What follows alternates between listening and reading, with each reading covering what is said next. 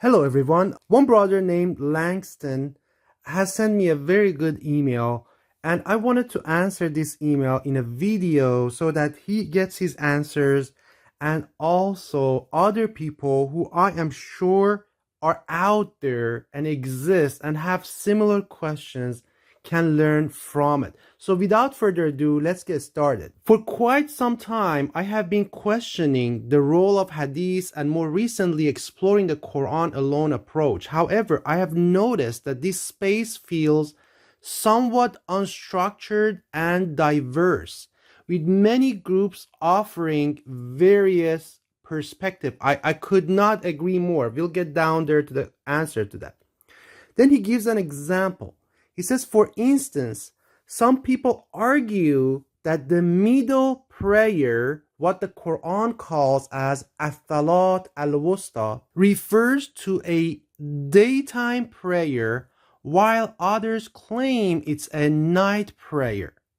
I can see how both positions might be valid, since there are verses encouraging prayer during the night and others that highlight leaving behind worldly duties which are typically performed during the day to answer the call to prayer. So this is a very good paragraph. I actually have a video. I have a full video on the middle prayer or Al-Salat Al-Wusta. And I will put the link down there in the description so you can see what it is. However, very briefly, I'm going to explain this to you. But I encourage you to watch that video, and I talk about this, and you're going to learn everything you need to learn about the Salah. So when you look at this word, it's Al-Salah, Al-Wusta. So this is really important. One more time, Al-Salah, Al-Wusta. Al-Wusta is an adjective referring to the quality of this prayer. Whereas when you look at other prayers, such as Salat Al-Fajr or Salah Al-Isha, that's not the case. It's an idafa. So what it means is that when Allah is talking about Salat Al-Fajr, it's talking about prayer of the Fajr time or prayer of the morning. Now, if Al-Wusta was referring to the time of the prayer, Allah would have said in the Quran, Salat Al-Wusta. It means the prayer of the time of the middle. In that case, you could say that Allah is talking about the time of the prayer, hence, therefore, we are talking about the middle time, for example, somewhere between the day and night, or the day and the evening, or the evening and morning. I mean, this wusta, this Al-Salat, Al-Wusta has nothing to do with the time of the prayer. And I explained that in my video. Every time Allah is talking about the time of the prayer, you have this structure of Salat Al-Wusta. You have the idafa structure. Al-Salat Al-Wusta, Wusta here is referring to the quality of the Salah. It means a Salah that is intermediate. Why is it intermediate? Because it is neither too loud nor too quiet. And there's a verse in the Quran that commands the believers to recite their Salah in a manner that is not too loud nor too quiet. Neither too loud nor too quiet. And that is what As-Salat Al-Wusta is referring to. And a Salah that has this intermediate quality. It's an intermediate Salah in its recitation. That's all there is.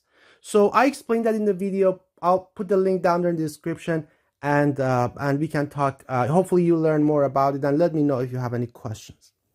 In the other paragraph, then there are debates about structure of Salah. Some say there is ruku and multiple rak'ahs, while others argue it's just a single unit. Again, I have a playlist on Salah. I explain everything you need to know about the Salah in those videos. Quran is extremely specific and detailed about the Salah. There's no way you would be misled about the Salah. The only way there is this confusion exists is that after the Prophet, during the Umayyad, the devil, Iblis, our enemy, came in and changed the religion through the Umayyad caliphs. So they changed the laws of the religion and injected so many falsehood through the hadith in the community. The religion completely changed. So people are lost. They lost that connection that I will talk a little bit more about it. Salah is 2 rak'ah or 2 units. And each unit of the salah or each rak'ah of the salah has 1 standing, 1 ruku or bowing down. And that ruku or bowing down also includes kneeling. So you bow down, you kneel, and then you prostrate. So 1 standing, 1 ruku, 1 prostration or sujud. You stand up, there's no sitting. There's no such a thing as sitting. You stand up, ruku, sujud, prayer is over. That's it. It's very simple. And the Quran, the book of Allah, is complete, detailed, and explains it really well. Watch my videos. I explain it very well. You're not going to have any doubts after watching those videos. Then he mentions, I have even come across discussions around prostrating on the chin, as some suggest the verse with the word dhaqan refers to prostrating on the chin. Quran doesn't say prostrate on the chin. Quran actually tells us that on their forehead there is the sign of prostration as an evidence that prostration happens on the forehead. However, when you are going down, Quran is telling us the direction. It says يَخِرُّونَ لِلْأَذْقَانِ. It means they go down towards the direction of their chin. Quran wants to make sure that you don't jump down to your right or to your left or to your behind. It says يَخِرُّونَ لِلْأَذْقَانِ. It doesn't say يَخِرُّونَ عَلَى الْأَذْقَانِ. If you had said عَلَى الْأَذْقَانِ, you could say yes, you have to prostrate on your chin. But that's not what the Quran says. Quran says يَخِرُّونَ لِلْأَذْقَانِ. In Arabic, le means towards their chin. Ala means on their chin. So don't let these noises, don't let these people who really have no knowledge deceive you and create doubts in your hearts. There are people like me, there are many people like me who know even better than I do that can explain this to you, okay? He asks, all of this has left me quite confused. I'm unsure where to start in asking questions. What I'd like to understand is who is correct in these varying interpretations. So this is a very good question. Let me give you an example, a historical example that actually is in the Quran, is in the Bible, and it's in various historical narratives that exist as well. For example, you can read the history that Josephus wrote about the time of Jesus Christ, son of Maryam. So during the time of Jesus Christ, son of Maryam, there were 2 dominant branches of Judaism, Sadducees and Pharisees. So they were equivalent to what we have today as Sunni Islam and Shia Islam. Back then they have Sadducee Judaism and Pharisee Judaism. They were 2 main branches. In addition to those 2 main branches in Judaism, they had so many other branches as well. So, and you can actually go read. I'm not going to go through that, maybe in another video. But all these branches of Judaism existed. The rest were minority. There were very few people that followed them compared to those 2 main branches. The exact same situation that we have right now. We have Sunni Islam, we had Shia Islam. But amongst those minority, there were a little group of true believers that they followed Imran, father of Maryam, and they followed Zachariah, the father of John the Baptist. And after that, they followed John the Baptist, and after that, Jesus Christ, son of Maryam. They were the true believers of that time, but they were such a small minority. So if you're expecting a unified front of true believers, a dominant front of true believers, that does not exist, and it will not exist. Let me tell you this. It will not exist up until the promised messenger, servant of the covenant, the messenger of Allah who has been promised in the Quran and in the Bible is appointed. So until the appointment of the messenger promised to establish justice on earth, you're going to have these divisions. You're going to have this state of confusion. So your question is, what should you do? You should investigate, you should listen, and you should choose the best that makes sense. What does Quran tell us? يَسْتَمِعُونَ الْقَوْلَ وَيَتَّبِعُونَ أَحْسَنَهُ. They listen to what is being said and they follow the best of it. So that's what you need to do. And that is the power of wisdom. That is the power of deduction. And that's what Allah wants to do. Allah doesn't want to take animals to paradise. Allah wants to choose those who think, who ponder, and who make good decisions.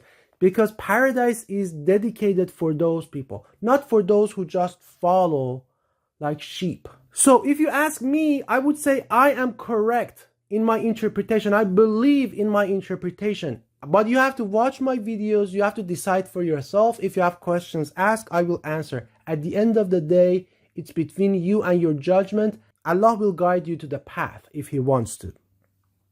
Then you said, why does it seem so unclear? It seems unclear because that's what Allah wants. Why was it so unclear? Let me ask you this. Why was it so unclear at the time of Jesus Christ, son of Maryam?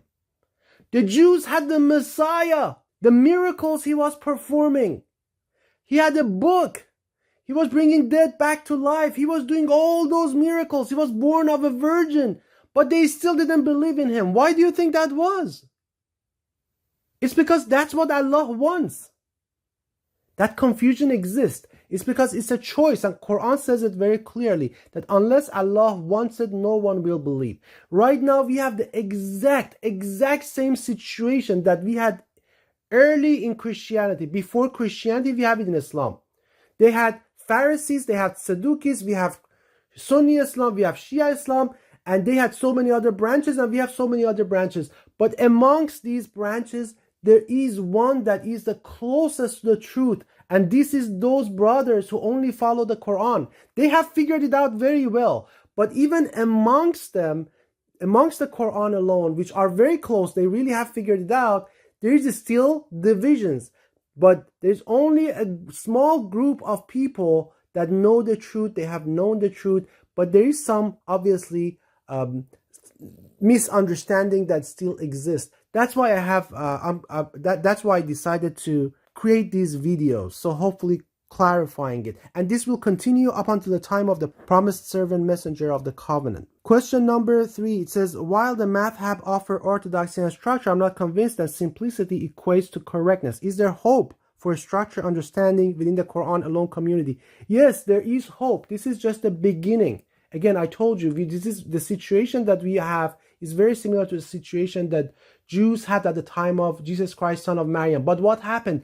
Jesus Christ, son of Maryam was appointed. John the Baptist was appointed. So wait, we are in the end times. The promised messenger servant of the covenant will be appointed. I don't know when. Maybe tomorrow, maybe 200 years from now. I have no idea. But that will bring clarity. But don't expect that as soon as he is appointed and Allah sends him and his mission starts, that people are going to believe in him. No, that is not going to be the case. In fact, people are going to disbelieve in him, just like they disbelieved in Jesus Christ, son of Maryam, John the Baptist, and all the prophets and messengers of Allah before him. In fact, people are going to try to kill him. Who? The Muslims themselves, in addition to the rest of the world. But they will not succeed, because Allah's promised messenger of covenant has a mission, and his mission is to establish justice in the land. Now, which land? That remains to be seen. Number 4, how can one be sure that their interpretation is correct, and why are so many Quran alone followers are confident in their specific approaches? So everyone is confident. Again, I am confident. Everyone has done a lot of research, and usually people don't want to confess that they might have been wrong. That's why it's so important that you listen and you understand, and you make sure you reach an understanding yourself. Hopefully you find this helpful. Peace and blessing to all of you.